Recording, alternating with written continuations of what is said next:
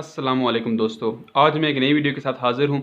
दोस्तों, अगर आपकी मैकबुक इस तरह आवाज़ दे रही है और स्क्रीन भी शो नहीं कर रही, तो आज हम इसको रिपेयर करने का तरीका सीखेंगे। मैं आपको बताऊँगा कि आपने कैसे इसको रिपेयर करना है। तो चलिए इस वीडियो को स्टार्ट करते हैं। सबसे पहले आपने इस मैकबुक को ऑफ़ कर देना है। दोस्तों, जब ये ऑफ़ हो जाए तो आपने इसकी बैटरी यहाँ से लॉक को ऑफ़ करके यहाँ से निकाल लेनी है और उसके बाद यहाँ पर आपने इन तीनों पेज को निकाल लेना है।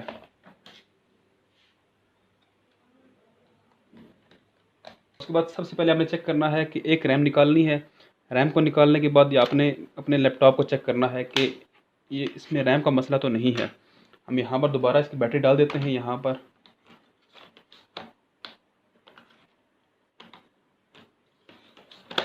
हमने यहाँ पर इसकी बैटरी डाल दी और उसके बाद यहाँ पर हम इसको ऑन करते हैं, चेक करते हैं कि इसकी रैम का तो मसला नहीं है।